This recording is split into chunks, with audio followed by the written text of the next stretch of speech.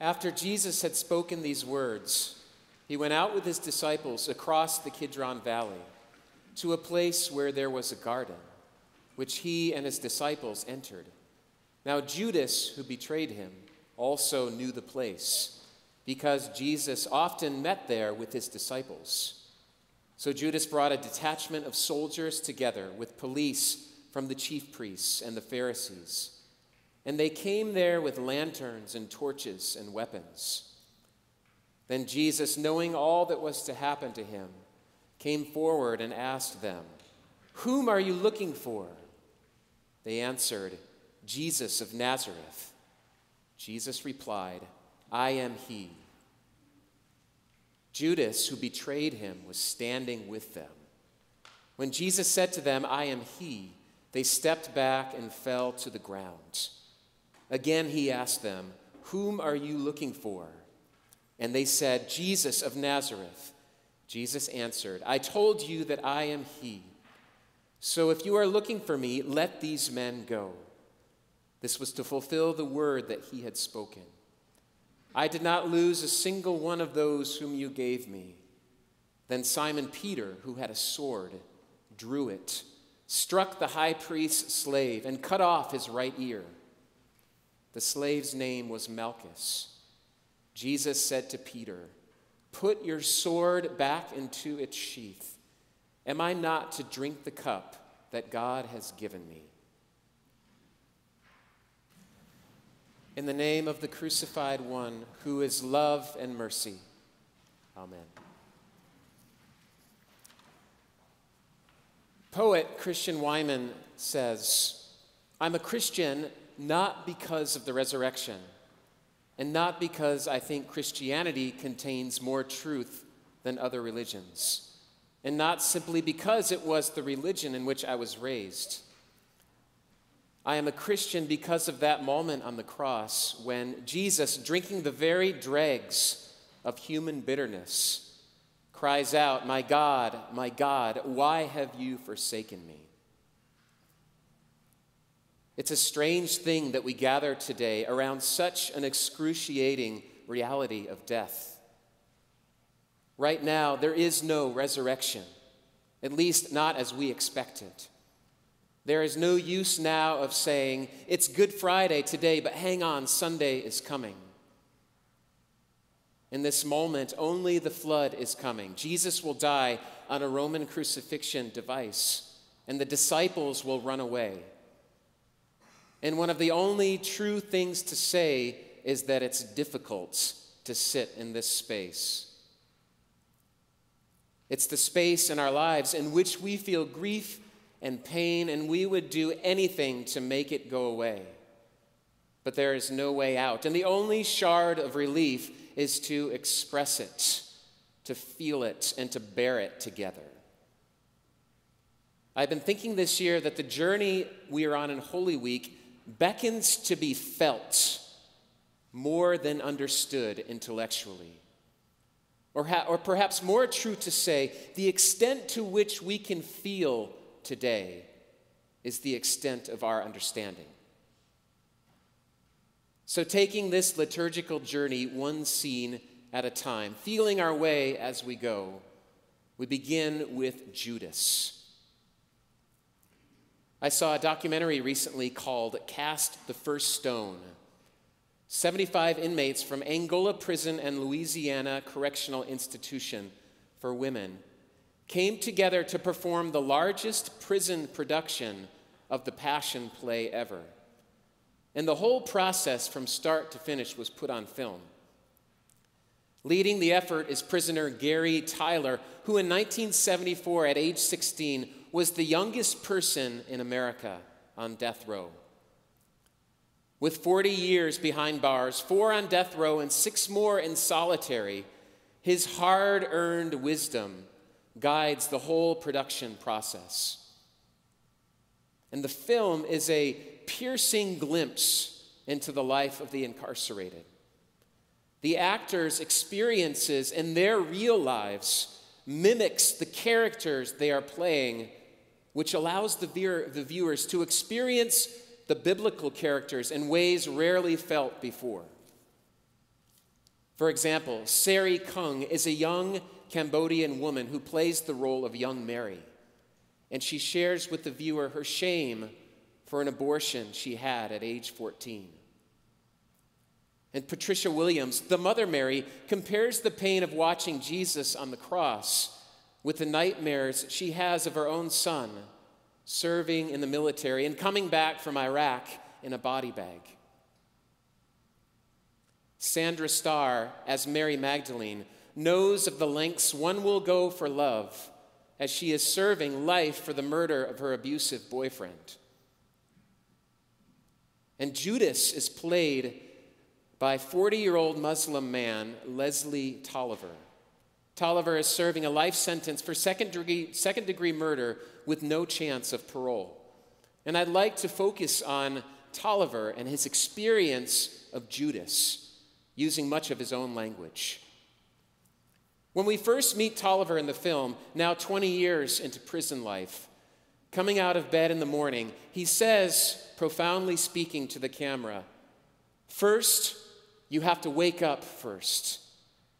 And once you wake up, you have to give thanks to God for what you now know." This play that we are doing, he says, is just the stories in the Bible. But the actors have all the power. And then as viewers, we are taken into an old warehouse in an abandoned prison building where Judas is outnumbered by other prisoners playing priests, pressing him for more information about Jesus. And he had a bad day, we might say, an unlucky moment where perhaps it could have been any of us, outnumbered and enticed by money. He took the silver and gave the information. Self-protection had its way, as it does. And Tolliver says, personally, I think Judas did what he did to Jesus out of ignorance. He didn't know who Jesus was. And once he realized, he went to give the silver back. And that's when all the hurt, all the sorrow, and all the pain he felt for the wrong he did towards Jesus and everyone else. And then the camera shifts to an intimate hearing of Tolliver's own story. And now I speak in his own words. "I was the last of 3 boys," he said, "the baby. My father wound up leaving, and my mom would just say, 'He ain't coming back. He ain't coming back.' It hurt me, but I didn't let anyone know. I kept it within. I got involved with gangs, robbing, stealing, killing, and taking. Your mind is not seeing any right or wrong. You're just doing. And the whole time, my dad is on my mind." It was a summer night in August 1993, and there was a loan shark with dice. "You want to play? You want to play?" he asked. And he had loaded dice. My partner who I was with exposed him. A big argument started, and the guy reaching for his pistol, and my partner the same, and everything went quiet, like numb. And then pow. And I watched dudes run, he said. Everyone ran. For no reason at all, I killed him. I remember that moment. I felt cool. I mean cold cool, all over my body. And on my way home that day, my father was on my mind. And I'm running. I just killed a man. I'm running. Man, where is my dad at? Tell him to come see me, write me, call me. I'm now 39, 40 years old, and still asking about my father. I often ask God to forgive me of my wrongs, and I believe God has forgiven me all my sins because I'm not cold anymore. End quote. This is Judas today, and there are many others like him. There's a song I reconnected with recently, an old Peter Gabriel song called Mercy Street, written in 1986, inspired by the conflicting emotions of poet and sexton. Themes touched on in the song include suicide attempts, troubled parental relationships, a desire to become whole, and attempting to come to terms with the past. The song is a very gentle, rhythmic, and percussive in style, featuring 2 vocals by Gabriel, one of which is a shadow vocal, an octave below the main voice, which gives a haunting effect that mirrors the lyrics which allude to the depths of shadow and subconscious in the human psyche. And out of this probing the deeps in a minor key, the main lyric in the chorus rises in ethereal melody. Mercy Street, where you're inside out, looking for mercy, in your daddy's arms again, dreaming of Mercy Street. Swear they moved that sign, looking for mercy, in your daddy's arms again. Looking for Mercy Street. In a life of hardship, I think that's what we're all doing. And it's in the looking, in the posture of searching, that we are perhaps most found. Christian Wyman is a Christian because of Jesus' words on the cross. My God, why have you forsaken me? The point being that Jesus felt human destitution to its absolute degree. The point is that God is with us, not beyond us in suffering, and especially with the ones most crucified in our society.